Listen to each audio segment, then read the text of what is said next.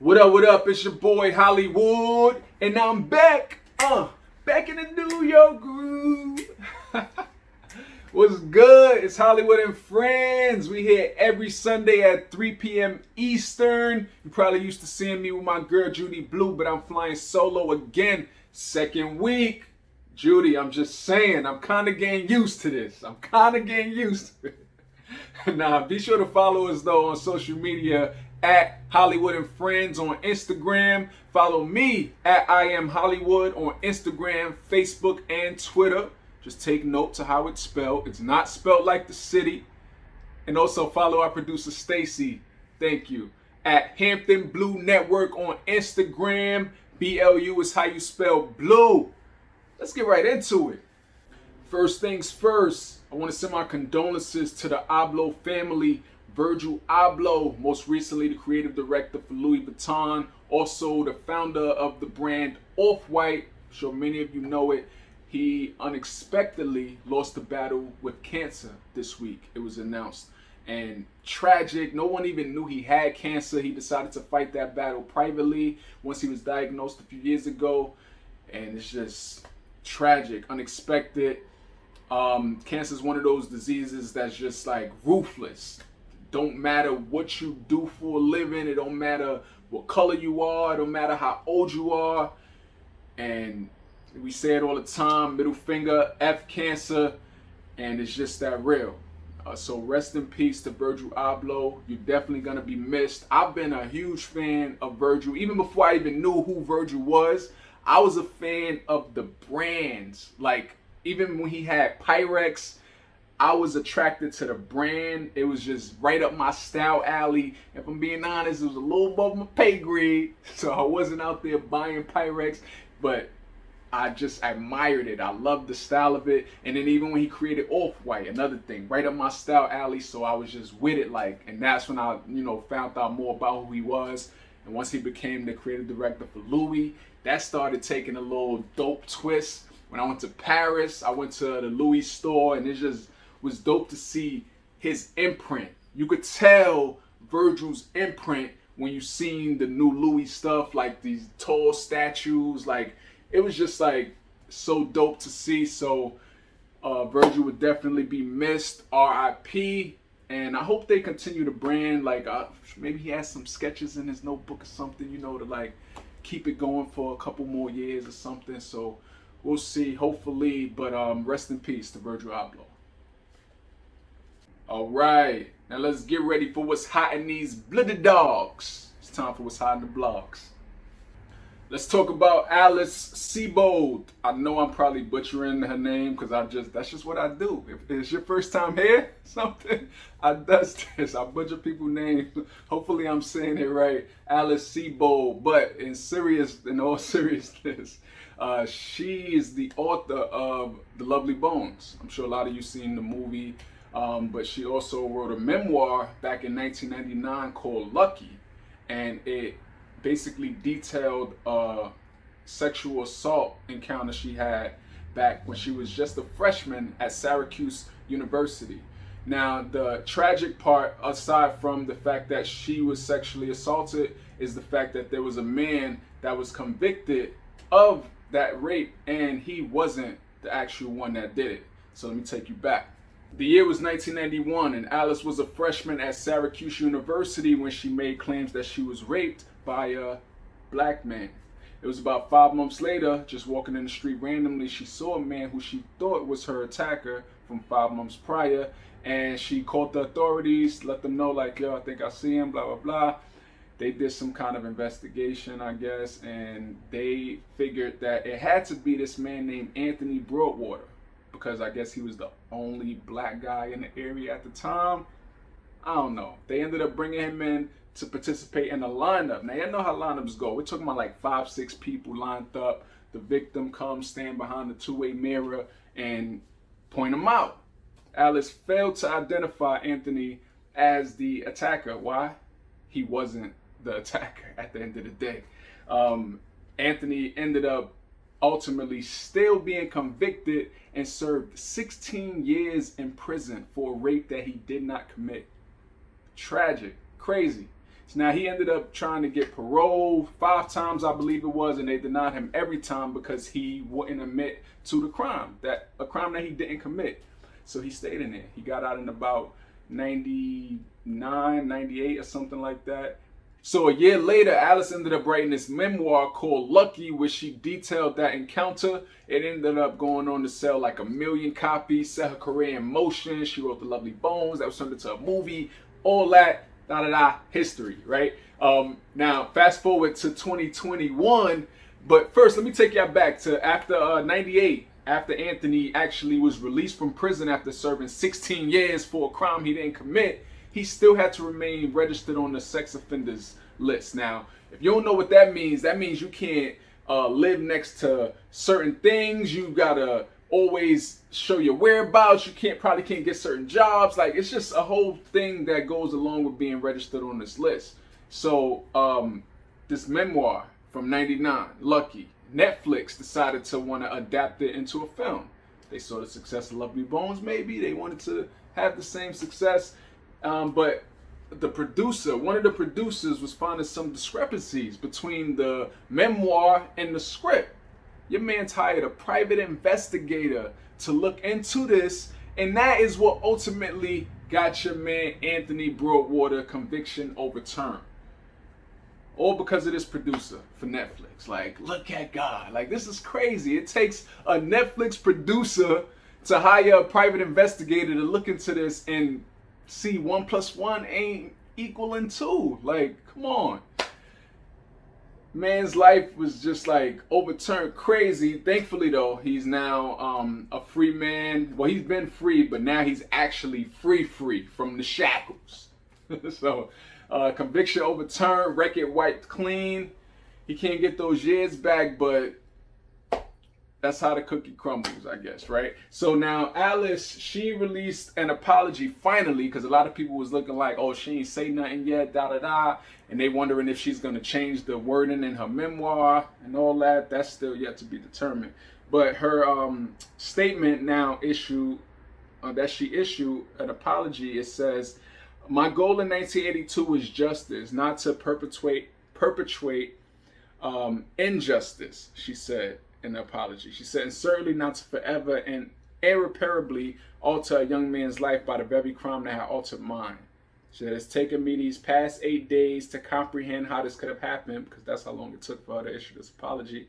She said, "I will continue to struggle with the role that I unwittingly played within the system that sent an innocent man to jail. I will also grapple with the fact that my rapist will, in all likelihood, never be known, may have gone on to rape other women, and certainly would never serve the time in prison that Mr. Broadwater did."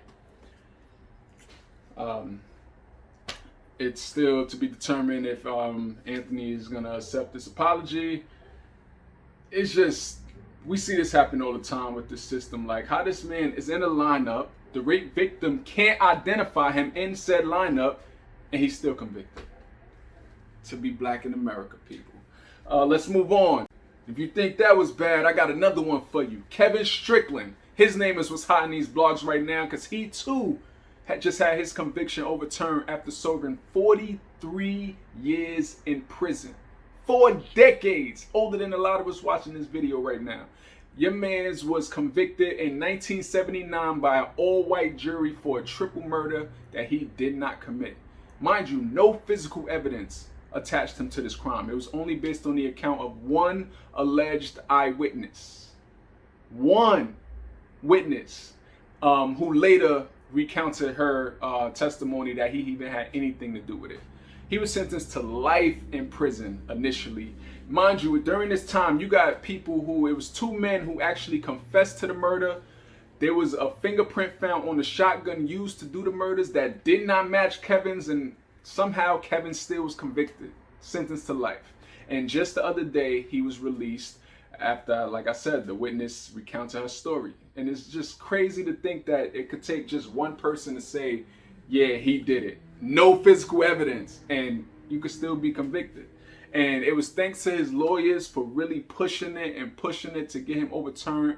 There was also the the Midwest Innocence Project in Kansas. It's a Kansas-based legal nonprofit. They worked for years to overturn Kevin's conviction, and it paid off. Finally, after 43 years, this man is back into the world, and crazy.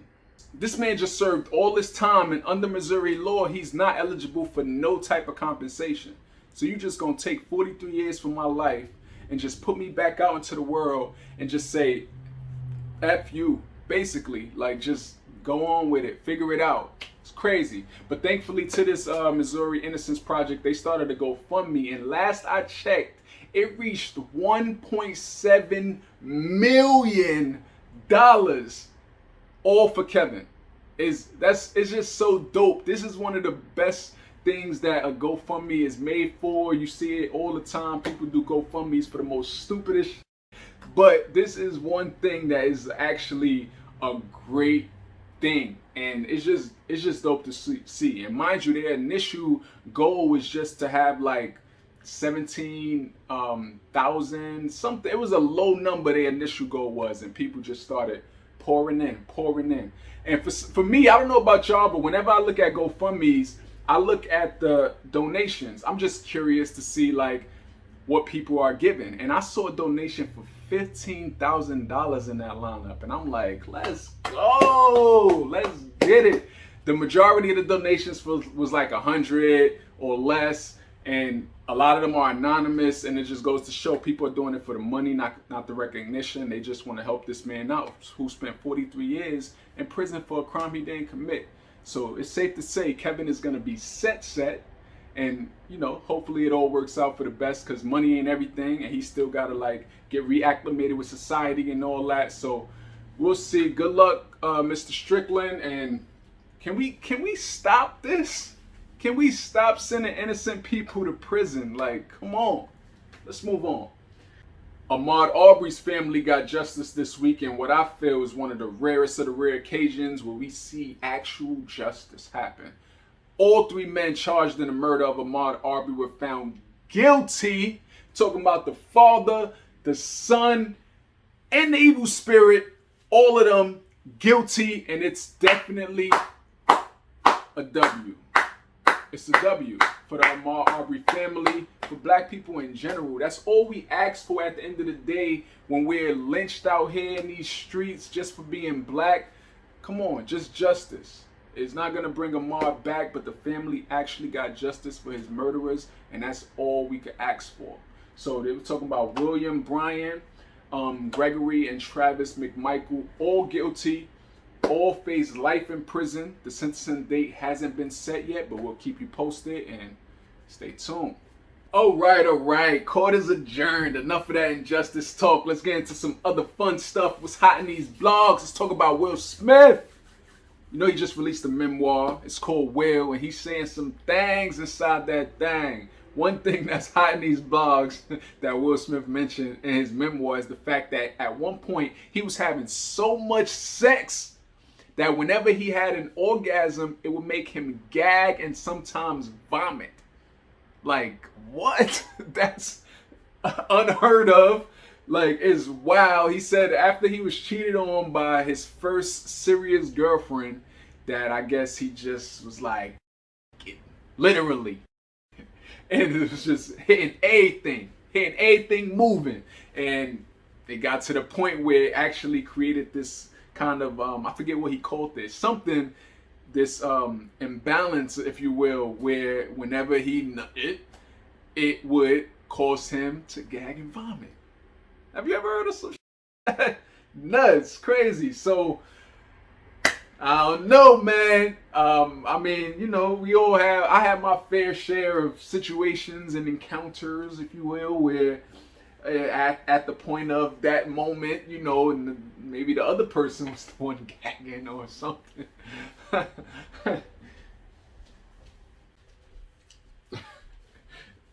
Just kidding. I mean, it's a family show. Cut it out.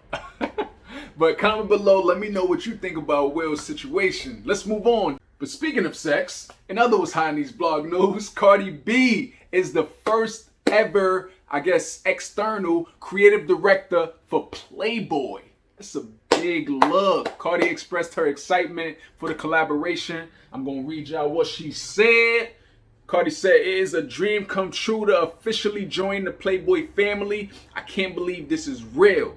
For as long as I can remember, I felt connected to Playboy. It's truly the original platform for uncensored creativity, and I'm inspired by its incredible legacy of fighting for personal freedoms. I have so many ideas already. I can't wait." And they also are putting out a new creator-led platform called Centerfold. And just from reading a little bit about it, it seemed like it's going to be along the lines of the OnlyFans side of things. I'm not sure, but we'll see. But Playboy is a big look. We all had our Playboy magazines growing up. It was one of the first ways we was able to see some nakedness as horny teens. Y'all know what it is. So it's definitely going to be dope to see how Cardi put her little Bronx spice into it. Let's see what happens. Congrats, Barty. Last but not least, what's hot in these blogs? Let's talk about Hulu and how they feeling the heat for real. They released a documentary about the Astro World Festival and that tragedy that happened in Houston last month. We all know what happened. So many people lost their lives. And here come Hulu, releasing a doc recapping the events. And a lot of people, myself included, is feeling like it's too soon. Like, y'all ain't wasting no time. And the people ain't wasting no time getting in that ass. So much so that Hulu actually pulled the doc from the streaming platform. They went on to release a statement saying that it wasn't like a doc per se, that it was a special from ABC that they just was airing. But it's like, nah. Regardless, y'all was trying to capitalize and get the views, and instead y'all got the booze. And it's like, come on, these families are still mourning. The thing just happened a month ago. Y'all got all 2022 to do a doc. Give it some time. Let these families mourn in peace. Have some respect. Wow. All right, that concludes this week's edition of What's Hot in These Blogs. Be sure to come back next week, because I got more. In the meantime, though, follow me on all social media at I Am Hollywood. That's Instagram, Facebook, and Twitter. And if you're on TikTok, at I Am Hollywood NY. And be sure to follow our producer Stacy at Hampton Blue Network on Instagram. BLU is how you spell blue. If you're watching this on YouTube, thank you. I appreciate it. Like, comment below. Let me know what you think about what I talked about. What's your thoughts on it? Subscribe and share that thing. If it's hot in the blogs, I'm talking about it. So come back next week. Let's get it. I'm out. Congratulations, you played yourself. Congratulations, you played yourself. Congratulations, you played yourself. Congratulations, you played yourself. Don't be so shocked now, you earned it. Can't even speak, you so nervous. Had your speech ready, your girl set to back you like a chorus. Alibi's just a noble lie. Ain't no need to apologize. Go ahead, baby, accept that shit. And look, this whole thing's televised. Just so thankful. I'm just so thankful you done got caught. For that jewelry maker was called. Cue that rapper music, cut it short. No audition, you so gifted. Heard you chasing after the fame. Well, the stage is set and the winner is. Look, they called your name. It's crazy. Congratulations, you played yourself. Congratulations, you played yourself. Congratulations, you played yourself. Congratulations. Congratulations, you played yourself. Congratulations, you played yourself. Congratulations, you played yourself. Congratulations.